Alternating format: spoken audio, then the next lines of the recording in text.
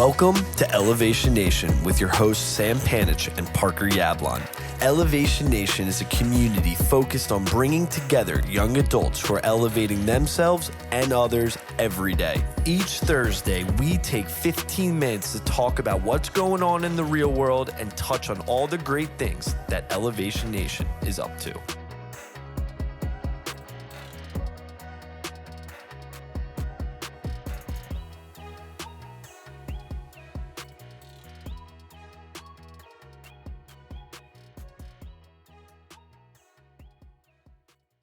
What's going on, Elevation Nation? It is August 27th, 2026. We are back. Not together, but virtually. Sam was in another part of the United States this past week, and we actually haven't even caught up since he got back from experience camps. He was in Decatur, Michigan for a week in the middle of nowhere in camp, and I was very jealous of him and everyone else there. So we're going to debrief because we have not talked and debriefed yet. So we figured we'd do it live on the podcast. So Sam, hey, it's good to talk to you for the first time in 8 days now? Great 8 days.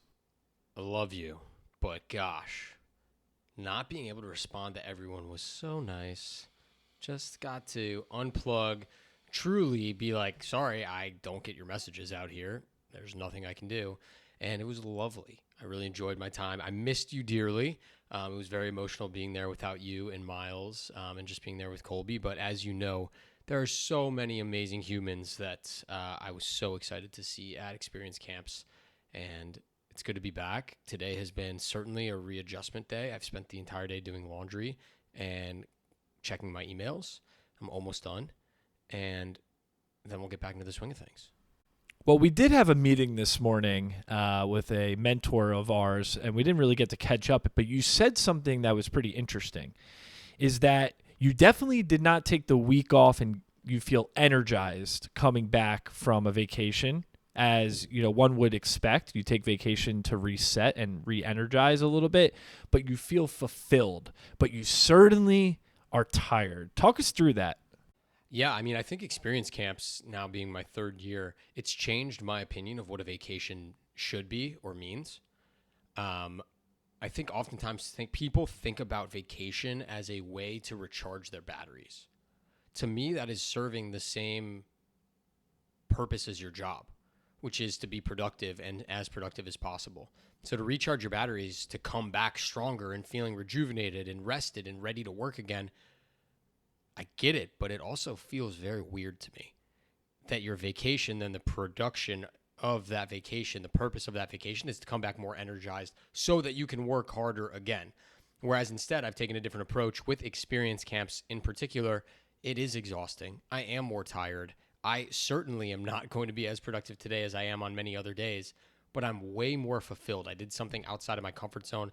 I did something that filled my heart and my soul. It challenged me in new ways. And while I don't feel more energized to work more productively, sorry, my company, I feel more alive. I feel like a better human. I feel like I've had a purpose this month that I look forward to every month. I feel gratitude for the job that I do have, for the house that I have, for a shower, for a clean bed. It's reset my mind in a new way that not necessarily has made me more rested, but it's made me more appreciative and more grateful of the life that I have. And to me, finding ways to refill your soul is just as productive as recharging your batteries, if not more productive. So, I mean, what is it about going away for a week that makes you feel so fulfilled? Obviously you're there with children and you're providing them a lot of fun, but also people think of grief camp. Oh, damn, you're going to grief camp? That's like, you guys all talk about death all the time and you cry all the time and it sucks. Like, what happened this past week that made you feel fulfilled from the stance of you helping children, but also helping, Sam too? Yeah, I mean, Parker, we actually have different takes on this. You always say the quote of grief camp is 90% fun, 10% grief. I actually wish it was more grief. I wish it was more crying. I want to cry more. I want those emotions. I want the full gambit of human emotions. We have a lot of fun. It is, to your point, a lot of great activities, tubing and tramp ball and color wars and kids being kids. But we have these moments that to me are more unique and special, which is this shared communal emotional discharge. And it's hard to recreate that watching a sad movie by yourself or reading a sad book or listening to a song. There is an energy in the air around a campfire when you see children who you care about and love crying and grieving each other's losses and their own loss. And for me, that is a release that I truly appreciate and love. And I wish we cried more at camp. I actually don't think we cried enough this year. And it's just a beautiful experience that I think I can sit here and try to describe it for people, but until you feel the energy around a campfire with a bunch of like sobbing 10-year-olds looking up at older 17-year-olds that they look up to all of camp and want to be like, who are also crying and then hugging these little kids, like that's the best way I can describe it. And then everyone starts crying and everyone's a mess and everyone's singing, and it's just like, gosh, man, it shows the power of the human spirit, and I love moments like that.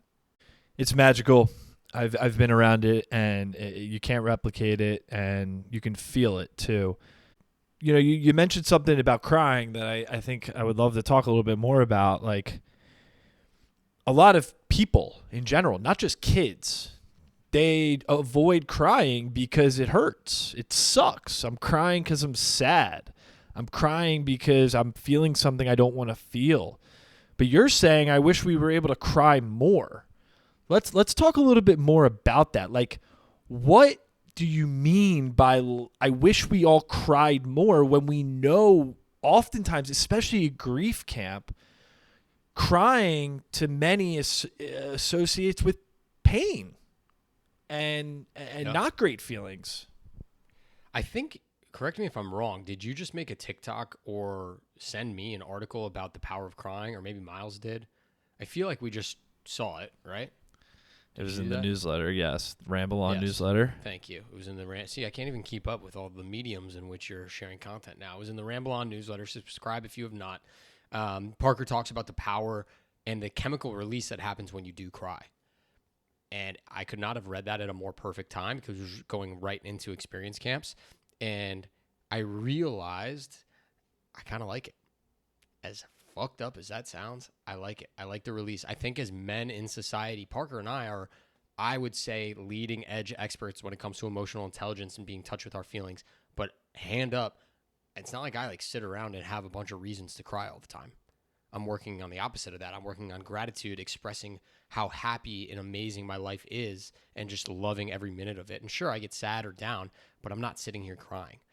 And so for me to have this catalyst to help the tears flow. And I'll tell one quick story that I think is kind of funny. A lot of my little kids, I'm with the littles, 10 and 11, they struggle with crying and showing their emotions for the most part.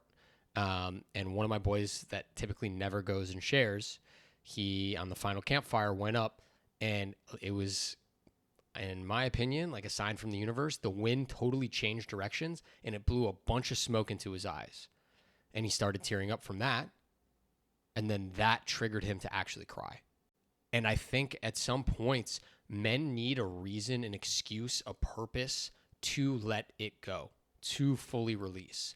And for many young men and women, but I can't speak for them because I'm a dude, I think we don't have in modern society very many outlets to do that and feel comfortable. Like if I sat here and you were like, dude, cry, you'll feel better, release. Like, I don't think I could. I don't know how to just start crying. And so you need these catalysts to help you do that. And for me, there is nothing more powerful than grief camp to help me get in my feels and truly let it out. I mean, a similar thing that's coming up soon that we can talk about, Parker, is Kol Nidre. I typically shed a couple tears, but in a very different way when I hear like the cello playing this beautiful song about the past year and repenting our sins. Like, that's really the only other event that I think yearly I cry at. Besides that, like, I'm not doing much crying. And so I think it's important to give young men a space to shed their tears. I'm completely with you. First of all, society, we definitely we feel as if individually we want to hold ourselves back from crying, but oftentimes you don't have a correct space where you, like, If you're home, you might cry watching like a movie that really resonated with you, right? So you're watching something that, made you feel something. But to your point, you're not sitting in your chair right there just, oh, I'm crying. Oh, I'm upset. Like, oh, I'm happy. And tears are coming down, right? It often comes down to environment and the moment itself. And it goes back to, and I think about this a lot. It was like the Michael Pollan set and setting type thing, right? Like, you got to be in a space with the people and the surroundings that allow you to feel comfortable and trusting that it's okay. But I think what Sam and I are trying to help people realize, and I think we've done this through our keynotes as well, is that vulnerability and sharing the good, bad, the ugly, and everything in between, and if it does lead to tears, it's a good thing, because it's a release. There's science behind it, right? It activates the parasympathetic nervous system,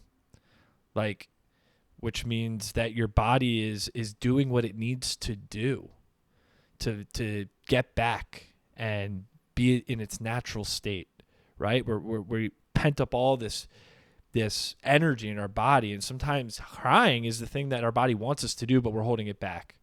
And so I'm a big proponent of it, and it's a tool. I think it's one of the greatest gifts God gave us as humans, is the ability to naturally release our emotions through something that, do frogs cry, Sam? Horses might cry, dogs? I don't know. But there's a reason why us as humans cry, especially as a result of something that triggers us emotionally. Oftentimes we think that's a negative thing, but you and I both think that's an incredible thing. I couldn't agree more. It's a really special week. It's a challenging week, but it is beautiful. Parker, we missed you dearly. Colby made you and your family proud. Absolutely crushed leading the girls' side of camp. To our friends at Experience Camps, whether it's the leadership team, the nurses, staff, or even some campers that might have found the podcast and are listening, you guys all have a special place in our hearts by showing us what it means to be brave when it comes to handling your emotions and processing the complex feelings that come with grief. And I love you all dearly. I cannot wait until next year. And what a beautiful week we had. Okay, I'm going to go with some rapid fire here. Some rapid fire questions for Sam about his week. All right, what was the best thing you ate all week? Dude, gluten-free options, they stepped up this year. Shout out Chef Glenn. He and his team crushed it. We had a lot of good stuff. They actually made this vegetable quinoa patty burger, like veggie burger, that no one ate except me. It was delicious. It had some Indian spices in there, some masala, and with a little hot sauce, it was banging. What was the worst thing you ate? That's a good question. Probably breakfast was not my strong suit. There's a lot of carbs. A lot of breakfast. A lot of the breakfasts were a lot of gluten heavy. Gluten-free options were not great for breakfast, but that's okay. I did try something new, Parker, that I've never had in my life. Crazy that I had it at camp. Have you ever heard of a golden plum? Dude, it's a plum, but it's yellow. On the inside. I don't like plums, so I wouldn't have had it anyway. I really liked it. It was great. What did you try? Anything new? Any new hobbies? Any new I just told activities? You, golden plum. No, any activities that you tried for the first time? We had. I took your place at Steve Hirsch. I did a much better job than you did. Myself, Garrett Fisher, Hannah, Carter, crushed it. Steve Hirsch. Oh, you got to do it. You didn't do it last year? No, just you, bud. Oh. It was great. That was fun. Tramp ball was back this year and better than ever. Was leading tramp ball as an instructional and was absolutely toasting the campers with my bouncing abilities. So that was super fun. We did a color run this year, Parker. It was brand new. It was a great time. Everybody was loving that. And overall, just really beautiful, beautiful week of new things. I mean, you had a full week of camp. I mean, how many days of camp did you actually have this summer? Let's call it, you had 7 days of experience camps. You were at Jalen Brunson's basketball camp for 2 days, right? So now we're at We're at 10 days here. Then on our tour, we were at least at camps for another 8 days, 7 days maybe. So Sam had 17 days under his belt this summer at camp. I mean, Camp guy now. you used to say you're not a camp guy. I think you're definitely a camp guy, and you don't have to go to camp as a kid to become a camp guy. Sam's a camp guy now, guys. I'm a camp guy. And I'm a camp guy because, Parker, when I went back to Lake of the Woods, Greenwoods, Dana Kite, our dear friend and mentor, was there. Big hug for her, Noah, and all the other Greenwood staff, Tommy, Sam. You got Jade, the whole crew. They're all there. And it was just beautiful to see them. They remember Elevation Nation when we spoke 2 years ago to them, and coming back, dapping them up, giving them big old hugs. It's like we never left. And so special moment to be back at that camp. Special moment to have some time alone on Hallie's bench. That always makes me get in my feels. And I had some time to talk to Hallie and my grandma and Philip. And that was a beautiful way to cap off the week when I snuck out of my cabin and went down to the lakeside to stare at the stars and chat with them. So it was a beautiful week. We missed you dearly. Elevation Nation, if you want to get involved with experience camps, feel free to check them out. It's an incredible nonprofit grief camp, completely free for children that lost a caretaker, parent, or sibling once a year. Great ways to get involved, great ways to donate. Amazing humans involved in that organization, including us. Until next week, Elevation Nation. Peace. Thanks for tuning in to Elevation Nation. If you enjoyed our conversation, hit that subscribe button to get notified when we release a new episode. If you would like to join Elevation Nation or get more information about the nation, please visit our website at www.elevationnation.io. Until next week, Elevation Nation, peace.